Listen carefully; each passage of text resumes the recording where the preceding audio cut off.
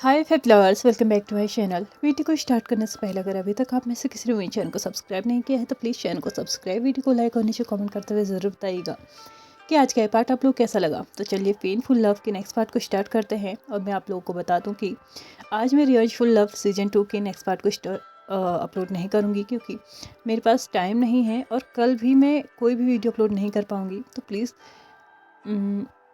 परसों का इंतज़ार कर लीजिएगा। तो चलिए स्टार्ट करते हैं।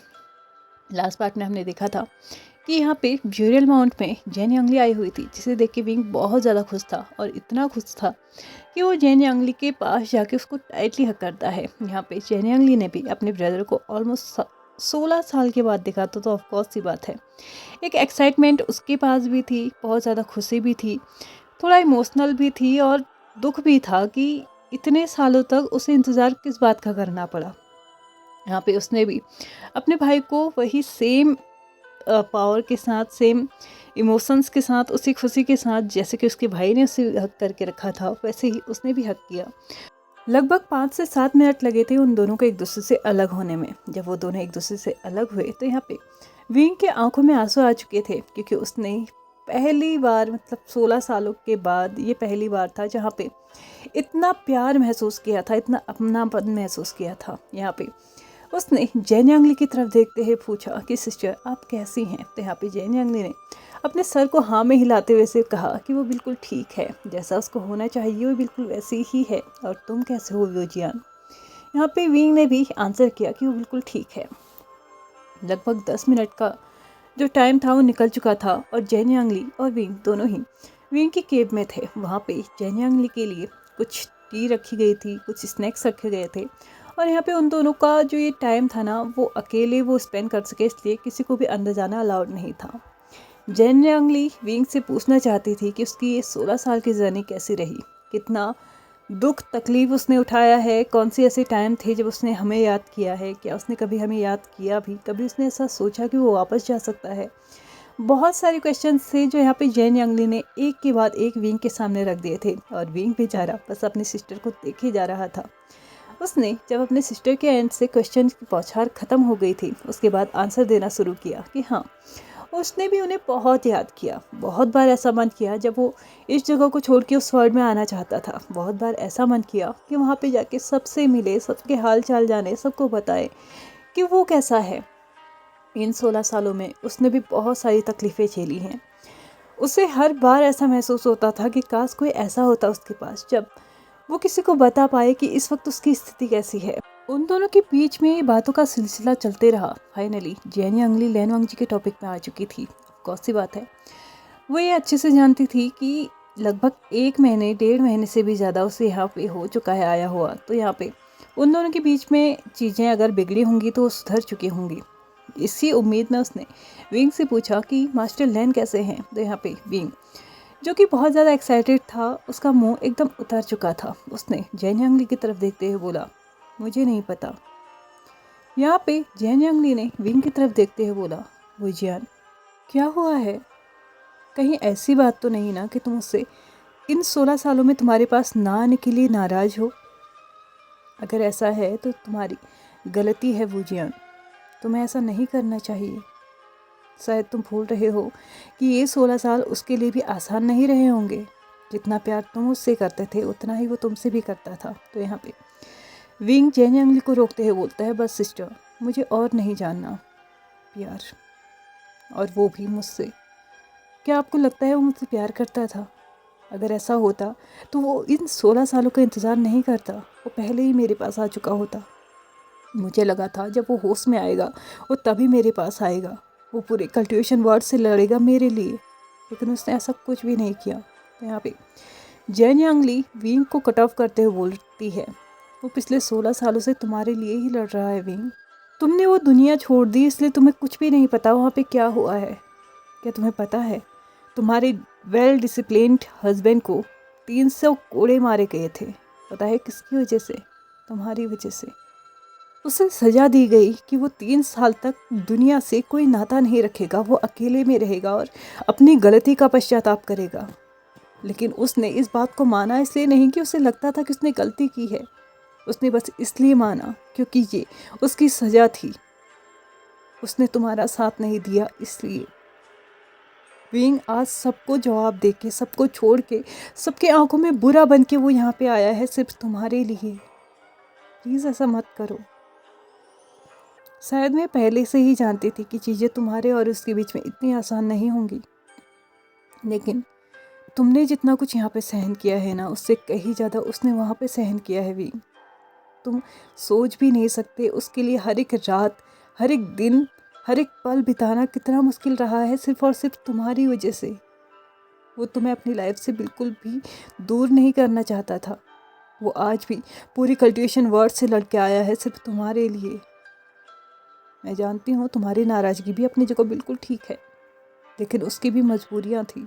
विंग यहाँ पे अपने सिस्टर को कट ऑफ करते हुए बोलता है, इतनी बड़ी मजबूरी कि उसको ये पता चलने के बावजूद भी कि वो एक पिता बनने वाला है, उसके बावजूद भी उसने मुझे देखना सही नहीं समझा। तो यहाँ पे जेन यंगली विंग की तरफ देखते हुए बोलती है, क्या कहा तुमने? वो पिता बनने वाला है? क्या मतलब है इसका? तो यहाँ पे विंग जेन यंगली को बताता है कि जब वो 16 साल पहले यहाँ पे आया था, तो यहाँ पे आने के 1 महीने के बाद उसे पता चला था कि वो प्रेग्नेंट है। और ये न्यूज़ मिलते ही सबसे पहले उसने लैंस एक्ट के लिए एक लेटर लिखा था। हालांकि वो लेटर बहुत ज़्यादा गोपनीय था और सीधे लैंस एक्ट ही पहुँचना था, और उसे पूरी उम्मीद थी कि वो लैन वांगजी के पास ही पहुँचेगा। लैन वांगजी के एंड से इसका कोई रिप्लाई नहीं आया। मैंने फिर भी ये सोच के बात को टाल दिया कि शायद कुछ मिस्टेक रही होगी, कुछ भी हुआ होगा, या फिर हो सकता है वो लेटर उसके पास ना पहुंचा हो। मैंने फिर से लेटर लिखा जब बेबी ने फर्स्ट टाइम मुझे किक किया था। मैंने हर एक मोमेंट को उसके साथ शेयर करने की कोशिश की, लेकिन वो मेरे पास नहीं आया। मैंने बेबी के जन्म के वक्त भी उसे लेटर्स लिखे थे कि इस वक्त मैं उसे मेरे पास चाहता हूँ, लेकिन वो तब भी नहीं आया। मैंने फिर भी लेटर लिखे जब बेबी पैदा हो चुका था। मैंने उससे बताया कि ये एक लड़का है, एक ओमेगा है, लेकिन उसका फिर भी कोई रिप्लाई नहीं आया। मुझे लगा कि शायद कुछ भी रीजंस हो सकते हैं, लैन वांगजी शायद सही समय का इंतज़ार कर रहा है। मैंने अपने लेटर्स बिल्कुल भी स्टॉप नहीं किए। हर एक वक्त जितना भी मैं कर सकता था, जितने भी पोर्ट्रेट्स में युआन के बना सकता था, मैंने हर एक चीज़ बना के उसे भेजी, लेकिन वहाँ से कोई रिप्लाई नहीं आया। लगभग 5 साल तक मैंने ये किया है सिस्टर। उसके बावजूद भी जब मेरे पास कोई भी रिप्लाई नहीं आया, तो मैंने ये सब कुछ करना बंद कर दिया। मुझे यकीन है कि एक ना एक लेटर तो उसके पास ज़रूर पहुंचा होगा, और उसके बावजूद भी वो मेरे पास कभी नहीं आया। और आज 16 साल के बाद वो यहाँ पे आके उम्मीद करता है कि मैं उसे माफ़ कर दूँ। क्यों नहीं कर सकता मैं? और ना ही अब मैं उसे अधिकार दे सकता हूँ कि वो मेरे बच्चे को अपना बच्चा कह सके। जब उसे पाल मैं अकेले रहा हूँ, सारे दुख तकलीफ मैंने अकेले झेले हैं, तो मैं अब उसको बिल्कुल भी अधिकार नहीं दे सकता। मैं जानता हूँ इन 1.5-2 महीनों में उसने बहुत ज़्यादा कोशिशें की है मेरी माफ़ी पाने के लिए, लेकिन उसकी वो कोशिश मुझे उन सब चीज़ों को भुलाने में मदद नहीं कर सकते जो कि मैंने झेली हैं। मैंने बहुत बार उसे याद किया है, मैंने हर बार उस तक पहुँचने की कोशिश की है, लेकिन उसने हर बार मुझे इग्नोर किया है। और आज आके वो उम्मीद करता है कि सब कुछ ठीक हो जाएगा। 16 साल मैंने भुगता है ना, तो अब 16 साल वो भी भुगते। अगर तब जाके वो मुझसे कहेगा कि मैं उसे माफ़ करूँ, तो शायद कहीं मैं उसे माफ़ कर सकता हूँ, लेकिन नहीं, अभी इस वक्त नहीं। जितना दर्द, जितना तकलीफ़ मैं झेल चुका हूँ, उसके बावजूद मैं अब किसी पे विश्वास नहीं कर सकता, स्पेशली लैंस एक्ट वालों पे तो बिल्कुल भी नहीं। मुझे लगा था कि शायद मैं एक पल के लिए वहाँ से चला गया तो वो लोग शायद गुस्से में होंगे, लेकिन उनका गुस्सा शांत हो जाएगा जब उन्हें पता चलेगा कि मैं उनके हार्स को जन्म देने वाला हूँ। लेकिन नहीं, उसके बावजूद भी उनकी नाक इतनी ऊंची थी कि उन्होंने एक बार भी पलट के मेरे एक भी लेटर का आंसर नहीं किया। ऐसा तो नहीं हो सकता ना कि मैंने जितने भी लेटर्स भेजे थे उनके पास पहुँचे ही नहीं, जबकि वो सारे लेटर्स मैंने पूरी तरीके से गुप्त तरीके से भेजे थे और पूरी की पूरी सावधानी के साथ भेजे थे। मैं यकीन से कह सकता हूँ कि वो सारे लेटर्स लैंस एक्ट ज़रूर पहुँचे होंगे, और उसके बावजूद भी उन लोगों ने मेरी तरफ कोई ध्यान नहीं दिया। तो आज अब उनके पास कोई अधिकार नहीं है कि मुझे या मेरे बच्चे को अपना कह सके। जेन यंगली और विंग यहाँ पे बात पे लगे ही थे कि तभी यहाँ पे केव का जो एंट्रेंस, जो दरवाज़ा था, वो खुलने की आवाज़ आती है, और यहाँ पे सामने लैन वांगजी खड़ा था। वो अपने कदमों को आगे बढ़ाते हुए विंग की तरफ बढ़ता है, उसके बाद बोलता है, क्या ये सच है कि तुमने लेटर्स भेजे थे? विंग अपनी आंखों को रोल करते हुए लैन वांग जी की जो अभी उसकी तरफ देख रहा था उससे अपनी नज़र हटाते हुए बोलता है, बस तुम्हारा ड्रामा और मुझे नहीं देखना है लैन वांग जी। प्लीज़ मत कहना कि तुम्हारे पास कोई भी लेटर नहीं पहुंचा, क्योंकि ऐसा नहीं हो सकता, क्योंकि तुम भी अच्छे से जानते हो कि मैं अपना हर एक काम सावधानी से करता हूँ, और जब उसके सक्सेस होने के चांसेस होते हैं ना तो तभी करता हूँ, वरना नहीं करता। और मुझे यकीन है कि वो लेटर्स लैंड सेक्रेटरी ज़रूर पहुँचे होंगे, लेकिन उसके बावजूद भी तुमने कोई रिस्पॉन्स नहीं दिया। तुम जानना चाहते थे ना कि मैं तुम्हें माफ़ क्यों नहीं कर सकता। मैं तुम्हें इसीलिए माफ़ नहीं कर सकता क्योंकि उस वक्त जब जब मुझे तुम्हारी ज़रूरत थी तब तक मैंने तुम्हारे पास पहुंचने की कोशिश की है, लेकिन तुम मेरे पास आना तो दूर की बात रही, मेरे लेटर्स का जवाब तक देना सही रहे समझते थे। और आज तुम आके बोलते हो कि तुमने भी 16 सालों में बहुत भुगता है। बताओ मुझे, क्या भुगता है तुमने? किस तरीके से सफ़र किया है तुमने? बताओ मुझे। तुम्हें पता है, लगभग 6 महीने मेरी प्रेगनेंसी के ऐसे निकले जहाँ पे मैं कुछ खा नहीं सकता था, कुछ पी नहीं सकता था।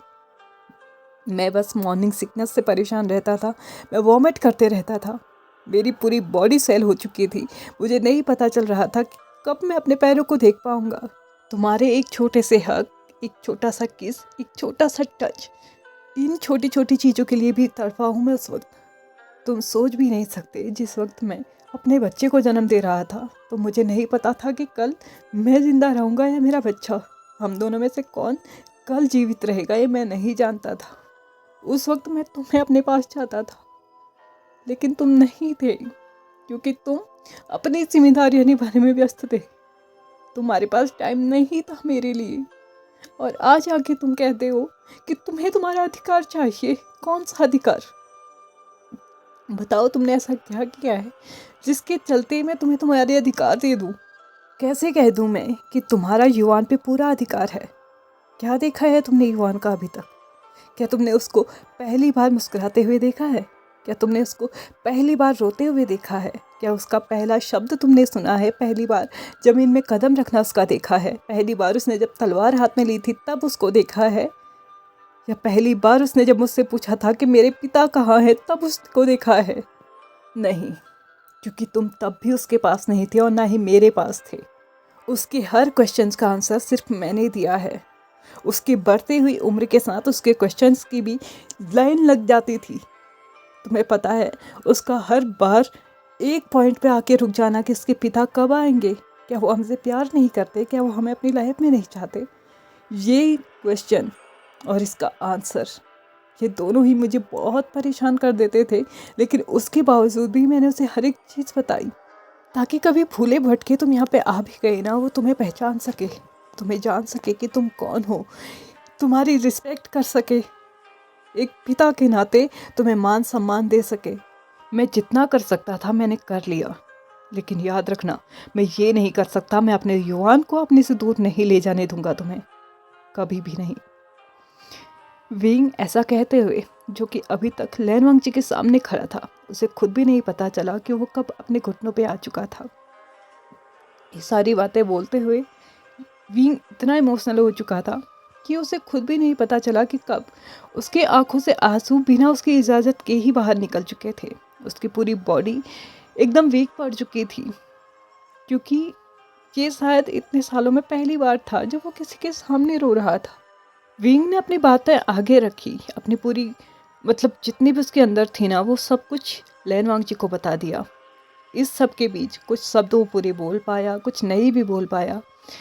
विंग को इस हालत में देख के लैन वांग जी को भी बिल्कुल अच्छा नहीं लग रहा था। वो चाहता था कि इस वक्त विंग को अपने आर्म्स में ले ले, उसको केयर करे, उसको कंफर्टेबल करने की कोशिश करे, उसे ये जताए कि वो भले ही अपनी लाइफ की बहुत सारी परेशानियां अकेले झेल चुका है, लेकिन अब वो आ चुका है, अब उसे और परेशानियां झेलने की ज़रूरत नहीं है।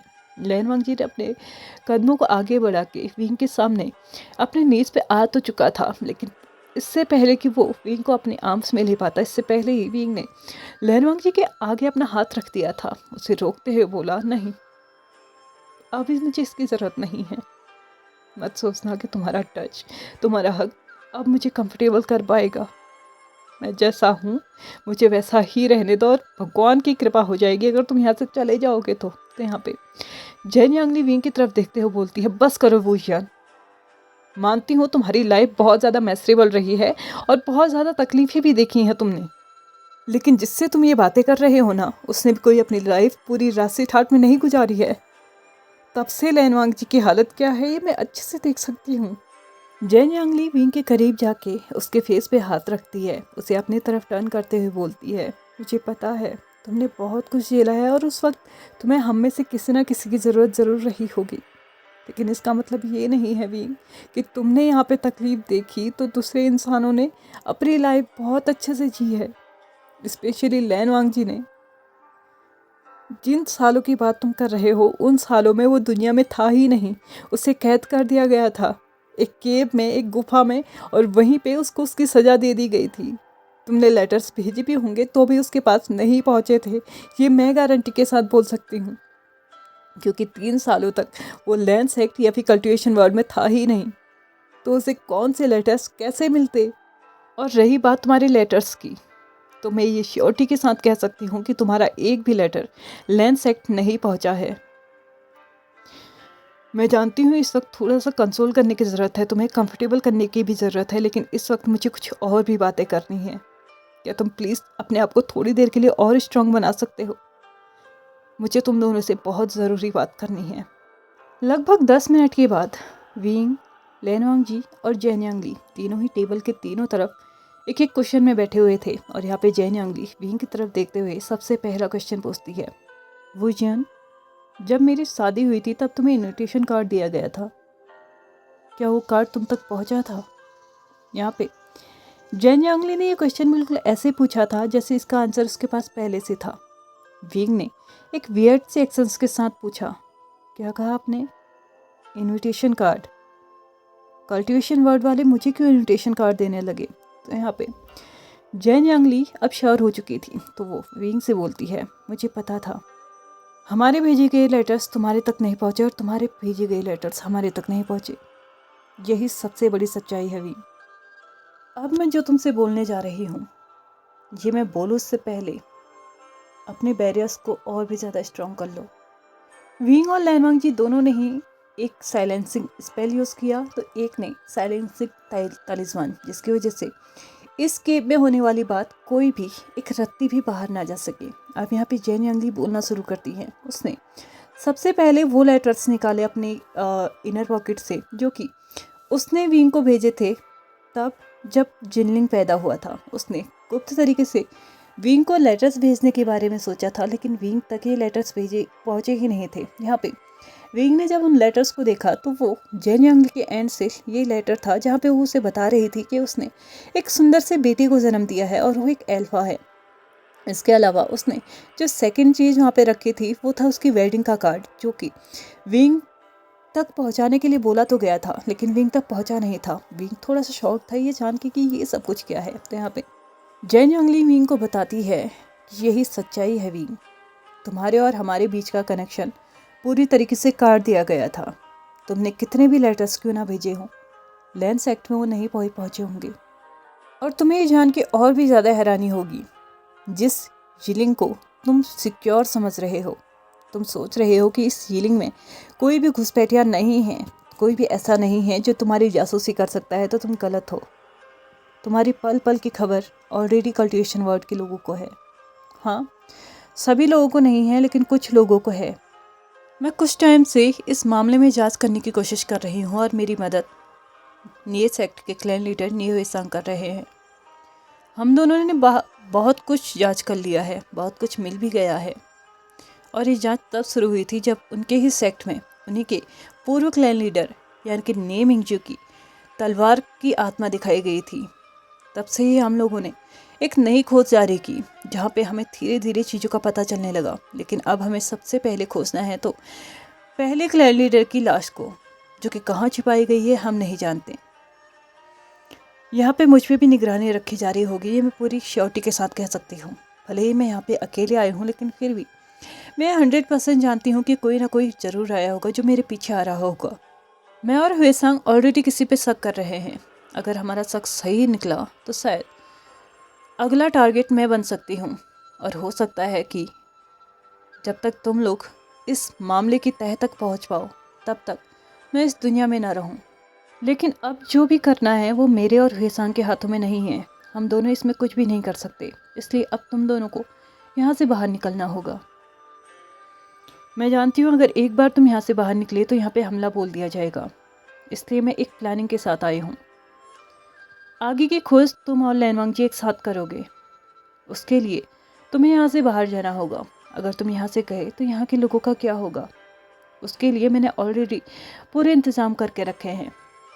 इस माउंटेन में रहने वाले सारे के सारे लोग जिलिंग या फिर किसान एरिया में शिफ्ट हो जाएंगे और उनकी सिक्योरिटी पूरी मेरे हाथों में होगी। मैं पूरा ध्यान दूंगी कि उन्हें जो भी चाहिए हो वो उन्हें मिले। लेकिन लोग वैन किंग और वैनिंग को जानते हैं, तो उन्हें खुद से ही अपनी सेफ्टी करनी होगी और एक ऐसी जगह में छुपना होगा जहाँ उन्हें कोई ढूंढ ना सके।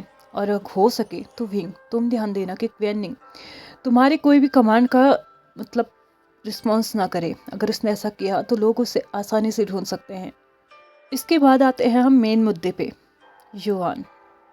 युवान एक ऐसा इंसान है जिसका इस्तेमाल तुम्हारे अगेंस्ट किया जा सकता है। इसलिए सबसे ज़्यादा सिक्योर जगह उसके लिए कौन सी हो सकती है ये मुझे बताने की ज़रूरत नहीं है। उसे लैंड सेक्ट ले जाओ। लैंड सेक्ट मास्टर लैन उसकी रक्षा करेंगे, और ये जानने के बाद कि वो लैनवांग जी का बेटा है, तब तो वो अपनी जान भी देने के लिए तैयार रहेंगे। तो वहाँ पे वो सबसे ज़्यादा सिक्योर रह सकता है, और तब जाके तुम दोनों आगे की छानबीन कर सकते हो, क्योंकि ये चीज़ें तुम दोनों के अलावा और कोई नहीं कर सकता। कोई और अगर इसमें इन्वॉल्व होता भी है तो वो इतने स्ट्रांग नहीं है कि वो किसी का भी सामना कर सके। मुझे उम्मीद है कि तुम मेरी इस बात पे मना नहीं करोगे, और वो ज़रूर करोगे जो कि मैं तुमसे करने के लिए कह रही हूँ। जैन यांगली ने अपनी बात यहाँ पे कंप्लीट कर दी थी, लेकिन अभी भी लैनवांग जी और विंग दोनों के ही दिमाग में ना अभी एक मैस बना हुआ था कि आखिरकार ये क्या है। मतलब जो बात अभी जैन यांगली ने बोली है वो रियल भी हो सकती है क्या। आज के लिए बस इतना ही। वीडियो पसंद आया तो please like share subscribe and comment करते हुए जाइएगा। Thank you so much for watching my video and bye bye.